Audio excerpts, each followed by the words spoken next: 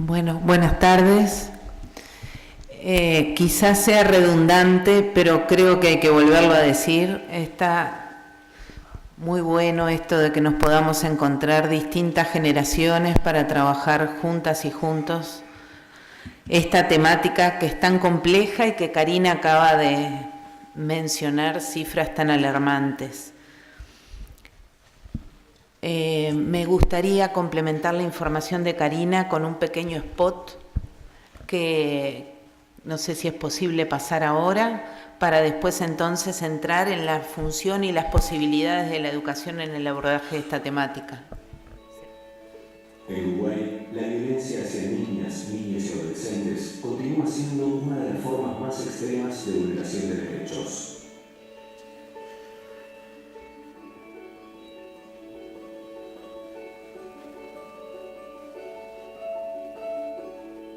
La violencia tiene diferentes formas. Maltrato físico, maltrato emocional, necesidades básicas insatisfechas, abuso sexual.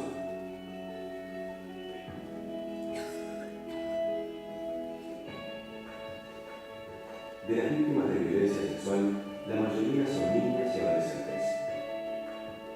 Y en la mayoría de los casos, el abusador es hombre y es parte de la familia.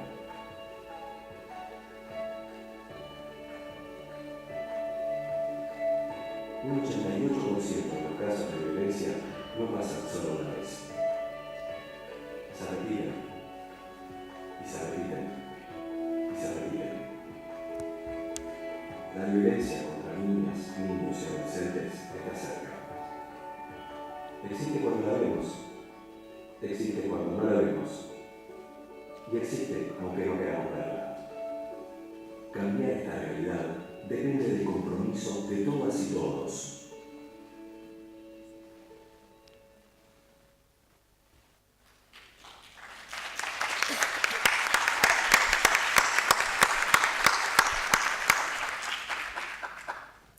Bueno, ahora sí, continuamos con la presentación de las diapos.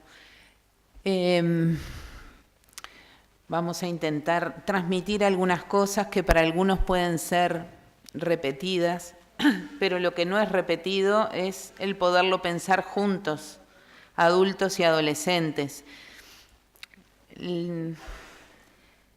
Consideramos que la violencia, y la violencia de género en particular, siguiente diapo, es una violación a los derechos humanos. A ver si eso.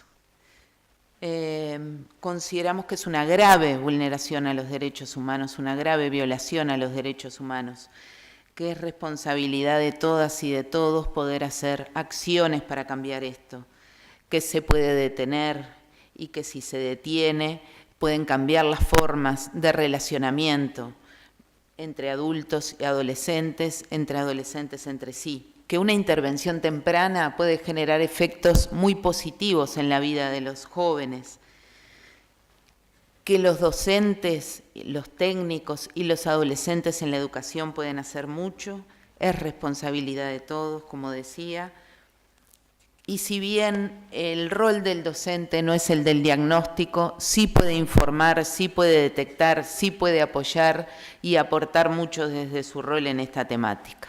Siguiente diapo. Nos paramos desde el concepto de que violencia doméstica y violencia en el noviazgo como una de sus formas está formado por tres polos desde el punto de vista de quienes integran este circuito de abuso, el abusador y el abusado, pero no solo esta relación dual, sino que hay un tercer elemento en este vínculo y circuito abusivo, que es el contexto, que es el escenario, que son los testigos, que somos nosotros los que integramos el contexto de las relaciones y que mucho se puede hacer desde este lugar también para modificar la relación abusiva. Cada uno de estos componentes están integrados por ideas, representaciones sociales, creencias, vivencias, sentimientos y está inmerso en una estructura rígida, invisible, que favorece también el que sucedan este tipo de situaciones. Nos paramos además, siguiente diapositiva, pensando no solo en las formas de violencia que se han señalado, violencia física, psicológica, sexual, patrimonial, sino en otras formas de abuso que muchas veces las practican los adultos y que tienen que ver, otras veces las reproducen los jóvenes, que tienen que ver sí con el tema de hoy, como la violencia en el noviazgo, pero también hay otras situaciones que los propios docentes han detectado como formas de negligencia, cuando hay obligación del adolescente de criar o cuidar a sus familiares y no poder ejercitar otros derechos, como el derecho a la educación. También cuando existen noviazgos donde integrados por un adulto y un joven, y puede ser una posible forma de explotación o de abuso sexual, cuando existen pautas de crianza desproporcionadas entre el comportamiento del joven y el castigo recibido por esa situación, cuando hay desinterés a veces de los adultos hacia sus hijos y los muchachos se encuentran bastante solos, vacíos de espacios de acompañamiento y de sostén. Todas estas consideramos que son formas también de violencia, como la situación, como decía Karina, de ser testigo de violencia en el ámbito privado, genera también el estar sufriéndola y genera las mismas consecuencias y daños que estar viviéndola uno. Siguiente diapositiva. Y nos paramos también como que el centro educativo es un espacio de posibilidad y mucho se puede hacer por el tema. Sabemos que el centro educativo es un lugar donde confluyen un montón de formas y modalidades de violencia. Sabemos que es un territorio donde lamentablemente muchas veces se ejerce violencia, y lo veíamos incluso en la encuesta en la violencia escolar. Pero hoy vamos a pensar este espacio como un espacio de oportunidad, un espacio que posibilita el cambio de patrones socioculturales que sostienen las prácticas violentas, la posibilidad de reconocer las formas de violencia, la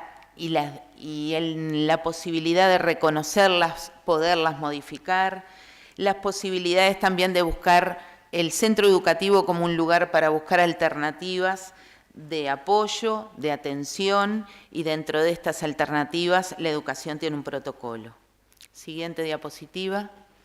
En este sentido, entonces, entendemos que la escuela tiene una misión muy importante, que es posibilitar nuevas formas de convivir, nuevas formas de estar juntos, centradas en los derechos humanos y en la resolución no violenta de los conflictos. Siguiente diapo. La enseñanza media, secundaria y UTU, tiene desde hace 5 años un protocolo para abordar esta temática. Siguiente diapo. Un protocolo que aborda 2 planos en la atención de la temática que son sumamente importantes ambos. El primer plano, privilegio de la educación, poder trabajar en la promoción y en la prevención de la violencia de género. ¿Cómo trabajar? A través del conocimiento y del ejercicio de los derechos humanos del estudiantado y del funcionariado, a través de generar reflexión y ejercicio de vínculos saludables, libres de violencia. Pero también tiene otro plano este protocolo, además de la promoción y prevención, que es el de la atención de situaciones. Y es allí que se generan algunos criterios generales de intervención para poder trabajar en estas difíciles situaciones que muchas veces se detectan en los centros educativos. Siguiente diapositiva. Este es el índice del protocolo, se estuvo intentando repartir por allí algunos ejemplares para aquellos que no los conocen, si bien busquen en los centros porque están por ahí.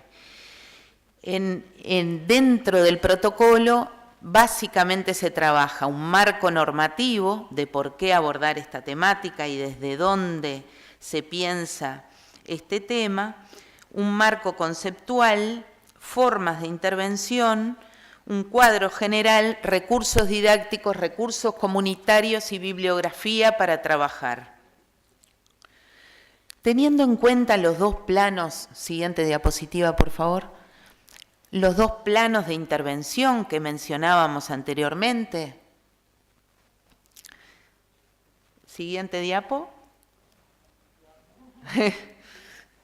Ahí está.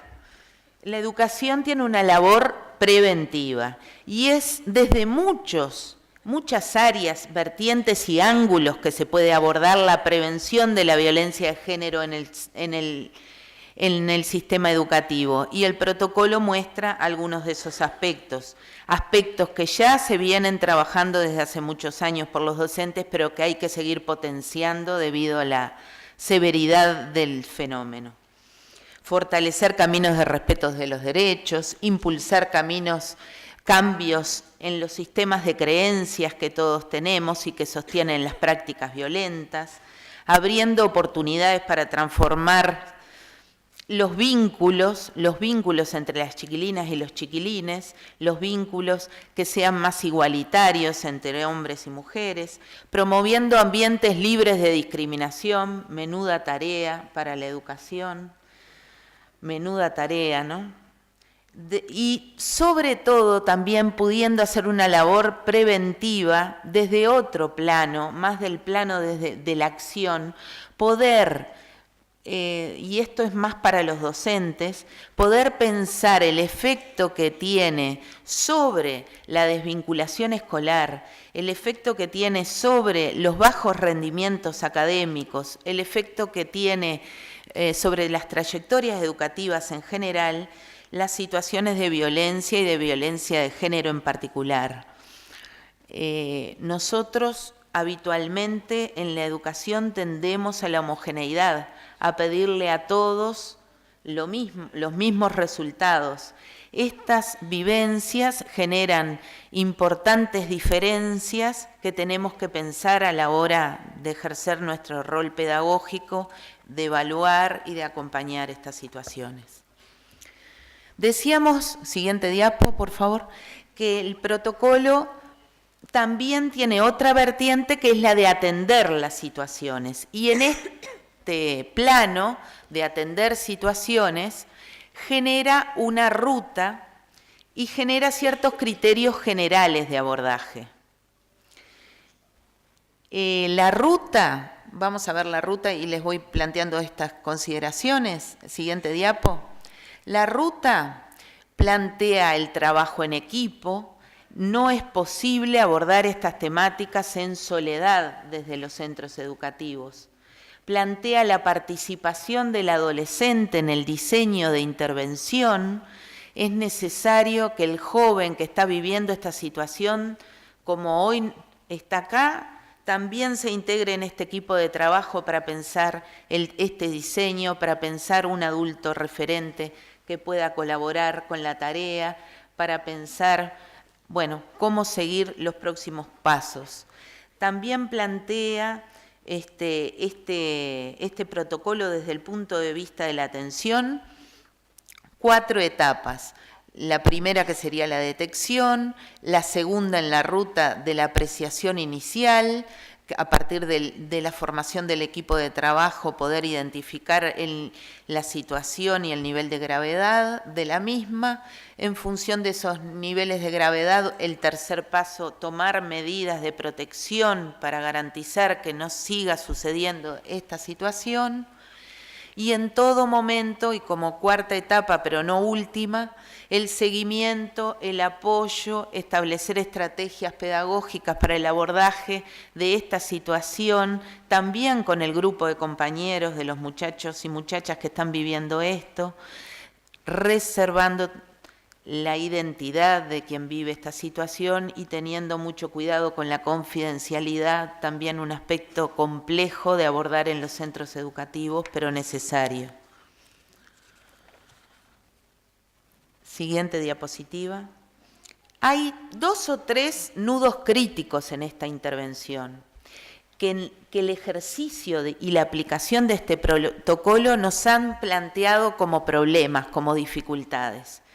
En una primera instancia, cómo abordar la entrevista con el joven que está viviendo esta situación de violencia. Es muy necesario generar un espacio de escucha distendido, un clima de confianza, creer en el relato del joven, no atisogar, no multiplicar el nivel de preguntas al punto de que el muchacho o la muchacha pueda sentir incómodo, angustiado, que no se lo ayuda, que de alguna forma se lo revictimiza. Pedir permiso para acercarse cuando se da una muestra de afecto físico, teniendo en cuenta lo que implica la aproximación física para quienes viven esta situación. Otro nudo crítico y de difícil solución es muchas veces en los centros educativos encontrar un adulto referente protector para este abordaje. ¿Por qué? Porque muchas veces la situación de violencia es en el hogar. ¿A quién llamar para que proteja a este joven que muchas veces está viviendo o está siendo quien está realizando ese abuso? En esto tenemos que abrir mucho la cabeza, pensar en referentes familiares que vayan más allá de la familia de sangre, pensar en otros adultos que pueden estar vinculados al joven, escuchar mucho a esa adolescente o ese adolescente que está viviendo la situación para detectar un adulto referente. La vinculación escuela-familia es compleja y en estas situaciones difíciles se hace difícil. Pero muchas veces incluso otros referentes no familiares pueden ser referentes protectores importantes para este joven. Siguiente diapositiva.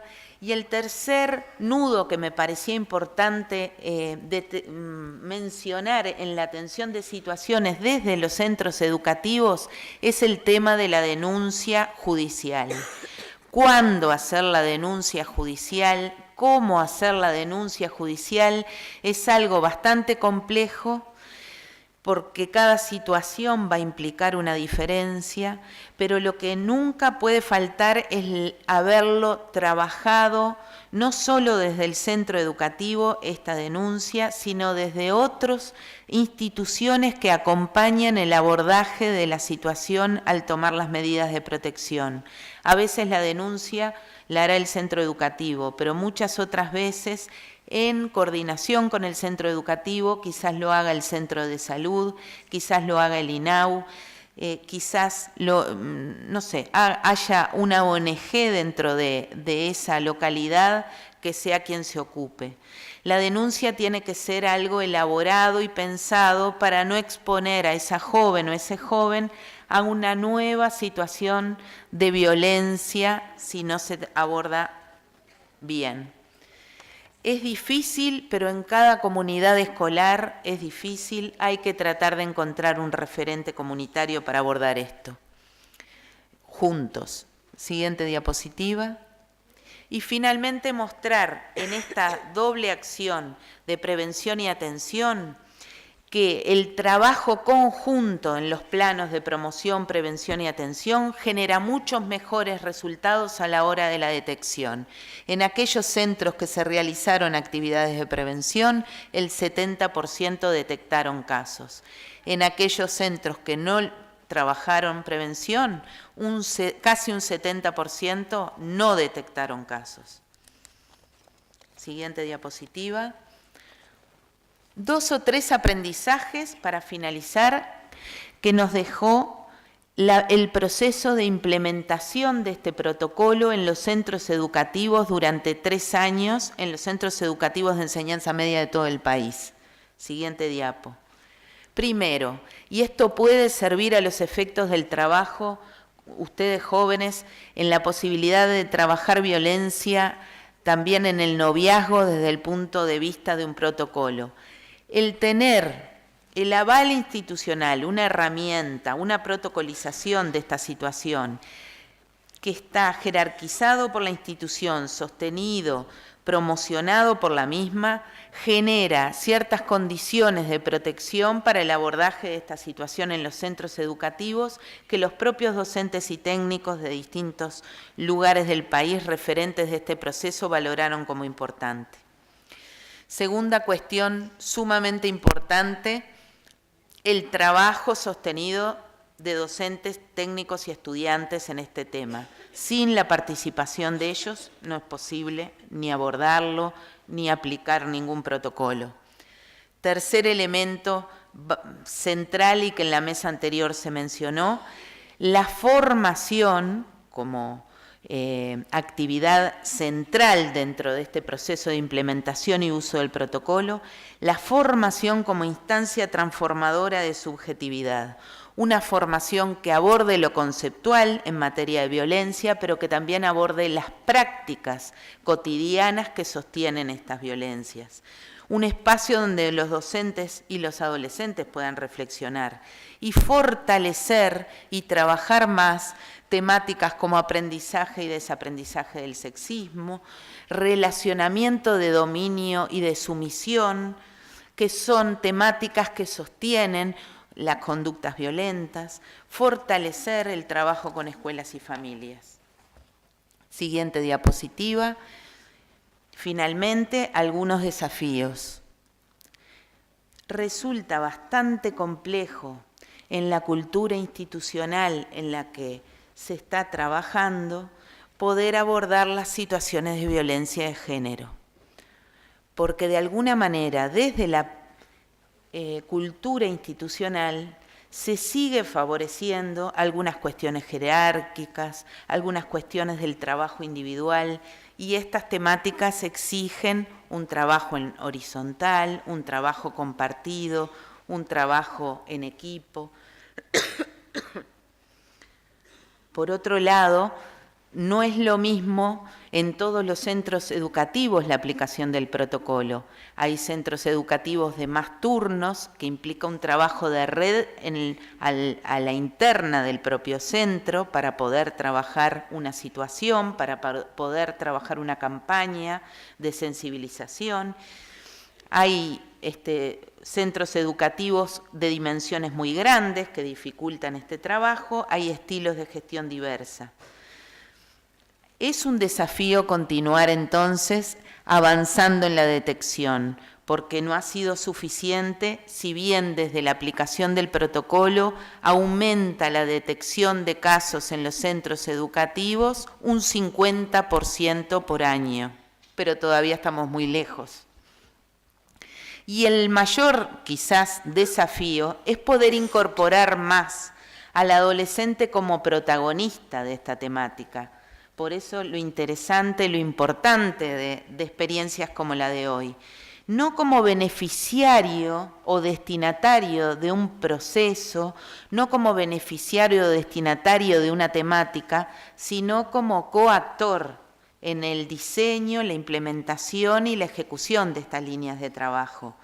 Atender a los derechos de los adolescentes es una forma de prevenir violencia. Atender a la opinión, a la escucha del adolescente, a la participación del adolescente, de alguna forma genera mejores condiciones del ejercicio también del derecho a la educación. Por lo tanto, y para terminar, finalmente, tomamos unas palabras de Karina Kaplan, que están en la siguiente diapo, que plantea en definitiva que en esta tarea lo central es aprender juntos, aprender a estar juntos. Y Karina Kaplan, una educadora argentina, dice: para nosotros educadores, nuestra misión hoy es crear espacios donde los seres puedan comunicarse sin pelear, y en eso hay algo fundamental, el gran desafío de la modernidad. En las sociedades tradicionales podía esperarse que la gente dejara de pelearse, o bien por el miedo al castigo, o porque estaban bajo influencia de una ideología única. En una democracia que acepta la diversidad y la pluralidad, para que la gente no se enfrente, la gente va a tener que aprender primero a encontrarse. Cuando aceptamos la diversidad, el encuentro y la creación de su posibilidad, hacen al fundamento mismo de la sociabilidad. Así que yo creo que, bueno, que con esto podemos seguir en la próxima mesa tratando de pensar esto, de aprender a estar juntos de otras maneras, a aprender a convivir de otras formas en el marco del ejercicio, el respeto y la exigencia del cumplimiento de los derechos humanos. Muchas gracias.